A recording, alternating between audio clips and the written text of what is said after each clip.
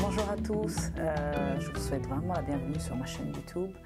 On va commencer à faire des enseignements en fait concernant notre identité. Il y a beaucoup de gens qui m'avaient approché, qui m'avaient demandé des informations concernant ce que nous sommes en Christ. Et je vous assure, c'est un très très vaste sujet. Il arrive beaucoup de fois que l'on partage avec mon époux Olivier Akizimana, et vous le verrez aussi sur cette chaîne, sur certains sujets, par exemple sur les tempéraments, sur le couple en particulier aussi. Et avant de parler des choses assez profondes, il est très important pour nous de se rappeler ce que nous sommes en Christ. Parce que lorsque vous parlez de l'identité, lorsque vous avez une crise d'identité, lorsque vous avez des douleurs dans votre âme, lorsque vous avez des problèmes dans votre couple, dans vos relations, avec vos enfants, au travail, il est important de savoir quelle est cette partie qui souffre, pourquoi elle souffre. Mais surtout quand on est chrétien, on se dit mais on ne devrait pas souffrir comme ça. Jésus est mort sur la croix. Alors il est très important vraiment de savoir qui nous sommes en Christ. C'est très très important. Et je vous assure que j'ai pris du plaisir à retrouver des notes, à revisiter, à revoir certains versets bibliques qui me rappellent qui je suis en Jésus-Christ. Et je me dis que lorsque je sais qui je suis en Christ, et je ne me le dis pas seulement, je sais que je l'ai déjà expérimenté, il y a certains combats qui deviennent beaucoup plus faciles, certaines batailles qui sont même presque gagnées d'avance. Alors aujourd'hui, j'aimerais d'abord que l'on parle de ce que nous sommes en Jésus-Christ. Et j'ai beaucoup d'amis qui souvent viennent de recevoir Jésus, et des fois on a besoin de comprendre, de saisir, parce que souvent on prend des versets bibliques, on essaie de les lire, mais on ne les comprend pas, et c'est assez indigeste lorsqu'on ne comprend pas certaines notions de la Bible. Alors, mais avant toute chose, j'aimerais que l'on se concentre d'abord sur le fait que Dieu est notre Père. Et c'est vrai que le Nouveau Testament, Jésus-Christ est venu révéler l'image du Père. Cette image qui n'avait pas été donnée au départ, ou bien on ne le voit pas très bien. Lorsqu'on lit l'Ancien Testament, c'est plutôt un Dieu qui est puissant, qui agit, qui se révèle au travers des noms comme El Shaddai, comme El Elyon. Donc tout ce que l'on lit dans l'Ancien Testament, c'est un Dieu qui montrait sa puissance dans les actions. Mais quand Jésus-Christ est venu, c'est vraiment ce côté paternel qu'il voulait montrer au monde. Et on se dit, est-ce que l'Ancien Testament, ce n'était exclusivement que ça? Mais je me suis rendu compte, et j'ai même entendu pas mal de prédicateurs aussi le dire, l'image du Père se voit déjà lors de la création. Voyez déjà lorsque vous lisez la parole de Dieu. C'est quelque chose, plutôt la Genèse, c'est quelque chose d'extraordinaire. Un Père est prévoyant. Et même un des versets bibliques dit, c'est au Père d'amasser pour les enfants et non aux enfants d'amasser pour les parents. Et ce Père créateur avait mis la table avant que l'être humain ne vienne. Donc il avait déjà cette identité de Père dans ce qu'il faisait. Il a préparé pendant 5 jours ce qui devait être là pour l'homme, et après l'homme est venu. Donc lorsqu'on est en train de lire la Genèse, et je vous assure, les 3 premiers chapitres sont vraiment des chapitres exceptionnellement puissants. Pour moi, en tout cas, ça m'a aidé à revoir certaines choses qui n'allaient pas dans ma vie, à recadrer. Et au travers de la parole de Dieu, au travers de Genèse, il y a beaucoup de choses qui ont été recadrées. Donc déjà, j'aimerais qu'on voit la passion avec laquelle Dieu a créé l'homme. Lorsqu'on voit les 5 premiers jours, c'est vraiment la création de l'univers, la création des animaux, de la terre, des animaux, de tout ce qui contient. Et le 6e jour, Dieu décide de créer l'homme. Et on le voit dans Genèse, chapitre 2, verset 4. Voilà. Telle est l'histoire de ce qui est issu du ciel et de la terre lorsqu'ils furent créés. Au temps où l'Éternel Dieu fit la terre et le ciel, il n'existait pas encore sur terre aucun arbuste et aucune herbe des champs n'avait été germée, car l'Éternel n'avait pas fait pleuvoir sur la terre et il n'y avait pas d'homme pour cultiver la terre. De l'eau se mit à sourdre et à irriguer la surface du sol. L'Éternel Dieu façonna l'homme avec de la poussière du sol, il lui insuffla dans les narines le souffle de vie et l'homme devint un être vivant. Et dans d'autres versions, on dit d'ailleurs une âme vivante, ce qui est vraiment très très intéressant. Donc lorsque Dieu a créé l'homme, il a pris la terre et il a créé un corps sans vie. Moi j'ai un background de médecin, j'ai travaillé dans le monde médical pendant Enfin, j'ai baigné dedans pendant pas mal de temps.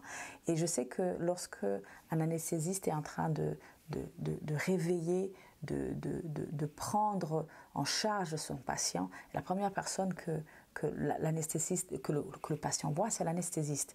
Et j'ai vu cette patiente de prendre en charge, de réveiller, de réanimer un patient. Vous savez, c'est très dur lorsque vous n'arrivez pas à réanimer quelqu'un. Mais lorsque vous arrivez à réanimer quelqu'un, c'est tellement bien, c'est tellement extraordinaire. Je vous assure, en tant que médecin ou en tant que personne de la santé, lorsque vous arrivez à ramener la vie dans un corps où vous sentez que la vie partait, lorsque vous avez un bébé, moi j'ai travaillé dans un service de gynéco-obstétrique, lorsque vous arrivez à ramener en vie un bébé qui allait partir, je vous assure, vous avez de cette fierté d'être un être vivant, d'avoir accompli quelque chose. Alors ça, c'est déjà un sentiment humain qui est justifiable. Alors imaginez Dieu qui veut créer quelqu'un à son image et qui prend son temps de prendre la terre et de dire, au travers de ça, je vais créer ma fille, mon fils. Et il lui insuffle un souffle de vie. Vous savez, même les gens qui sont en arrêt cardiaque, qui ont des problèmes respiratoires, lorsqu'on les réanime, il faut leur donner un souffle. Donc, vraiment, le Saint-Esprit a pris le temps de nous, quelque part, de ressusciter un corps, pas ressusciter parce qu'on n'était pas encore vivant, parce que Adam n'était pas encore vivant, mais d'amener à la vie. Je me dis que cette passion, cet amour que Dieu a eu pour créer un être vivant, c'est quelque chose d'extraordinaire. L'autre image que je donnerais, c'est lorsqu'une femme est enceinte. Moi, j'ai aussi 3 enfants et l'une des choses que je me posais souvent dans la tête, c'était à quoi ressembleront mes enfants. Ou quand cet enfant que je porte dans mon sein viendra à apparaître, je vais le serrer dans mes bras, je vais l'aimer, je vais le cajoler, franchement, je vais l'aimer parce qu'au fond, vous l'avez souhaité. Je parle pour vraiment des grossesses souhaitées, pour des enfants. Je ne veux pas parler de viol, mais déjà, même quand on est dans des situations difficiles, on se dit, j'ai envie, j'ai hâte de voir l'image de cet enfant. Et quand vous voyez cet enfant-là, vous le serrez dans vos bras. Je vous assure, je ne doute pas que Dieu ait serré ce premier être vivant. Et d'ailleurs, je me pose souvent la question, je ne sais pas pour vous, la parole de Dieu dit qu'un jour c'est comme 1000 ans sont comme un jour. Dieu a pris du repos pendant le 7e jour, il s'est arrêté, il n'a pas pris le temps de recréer, de faire autre chose, de recommencer entre guillemets à dire maintenant l'homme lundi tu vas travailler. Donc pendant une journée, toute la journée, est-ce que ça a passé 1000 ans ou combien de temps? Peut-être le temps de prendre cet être vivant que Dieu venait de créer et de le prendre dans ses bras, de dire waouh, ça c'est une personne à mon image. Alors Dieu, dans ce cas-là, moi je vois vraiment l'image d'un père qui prend le temps de créer, d'insuffler, de prendre soin, d'amener un être vivant sur terre alors que tout est déjà prêt. C'est vraiment lorsque vous avez les moyens de le faire. Lorsque vous attendez un enfant, vous anticipez sa venue, vous préparez sa chambre, vous préparez le berceau, vous préparez les habits, vous voulez que cet enfant vienne dans des conditions optimales. Et c'est ce que Jésus a fait. Et c'est ce que Dieu le Père, Dieu le Fils, Dieu le Saint-Esprit a fait avant de créer l'homme. Donc dans ce passage-là, je vois une passion, un amour extraordinaire. Je le dis parce que la plupart des fois, lorsqu'on a des défis, on peut se sentir seul, on peut se sentir mal aimé, on peut se sentir isolé.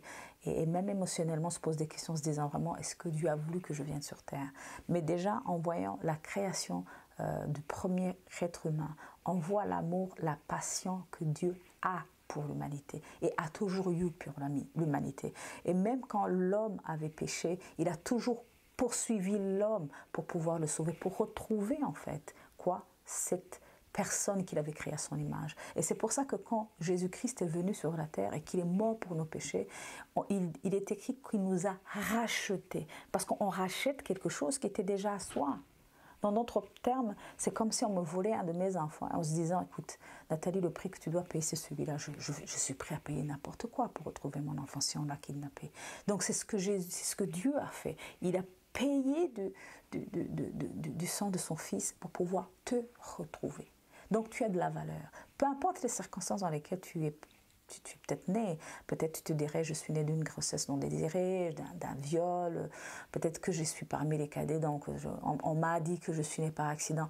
Il n'y a pas d'accident, parce que vous êtes né à l'image de Dieu. Et ce que Dieu fait, naître sur terre, il veut en prendre soin, même si souvent nous avons une lecture tout à fait autre. Donc au départ, nous sommes nés pour Dieu, au travers de nos parents, certes, mais en premier lieu, on est né pour lui. Donc sachez que l'amour de Dieu nous poursuit là où nous allons. Et que déjà, dans les premiers chapitres de la Bible, cet amour se traduit par l'envie de créer quelque chose à son image. Vous savez, quand l'un des gros fléaux aussi qui existe aussi sur Terre, c'est l'infertilité dans le couple. Il y a beaucoup de gens qui ont affaire à l'infertilité, à la stérilité, et c'est quelque chose d'extrêmement douloureux.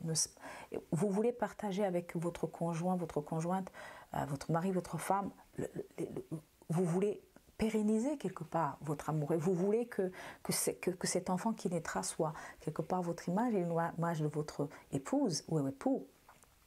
Et dans ce cas-là, ne pas pouvoir avoir d'enfant, c'est quelque chose d'extrêmement douloureux. Et lorsque vous arrivez à avoir un enfant, c'est quelque chose d'extrêmement bon, bénissant. Donc, c'est très important de savoir que si nous sommes, nous, capables, humains, et comme Jésus l'a dit, nous sommes mauvais fondamentalement, à cause du péché, à cause de la faiblesse qui existe en nous. Si nous sommes capables d'éprouver des sentiments très forts pour nos enfants, qu'en est-il de Dieu? Qu'en est-il de Dieu? Donc, il veut prendre soin de vous. Vous n'êtes pas né par accident. Vous êtes à l'image de Dieu. Donc, ce qui est important, c'est que la prochaine fois, j'aimerais qu'on parle de cette image, de cette volonté que Dieu a mis, pas la volonté qu'il a mis en nous. Donc, le fait de savoir que nous sommes créés à l'image de Dieu nous ramène à lui automatiquement. Nous devenons quelque part une partie de sa famille. Donc nous sommes membres de sa famille. Et même si le péché est venu après, ceci ne reste pas moins véridique que nous sommes créés à l'image de Dieu. Et nous voulons retrouver cette image. Et c'est vrai qu'au travers de la Bible, nous allons voir un petit peu cheminer un petit peu au départ rapidement sur l'Ancien Testament pour voir ce qui s'est passé, pour voir comment le péché a pu pouvoir corrompre notre être, mais surtout comment Jésus est revenu afin de nous redonner cette identité que Dieu le Père nous avait donnée. Alors que Dieu vous bénisse, j'espère que vous serez là la prochaine fois. Je pense que si jamais vous avez des questions, au fil du temps, on va essayer de les répondre. Et merci encore une fois. Partagez aux gens qui peut-être qui en ont besoin et que Dieu vous bénisse.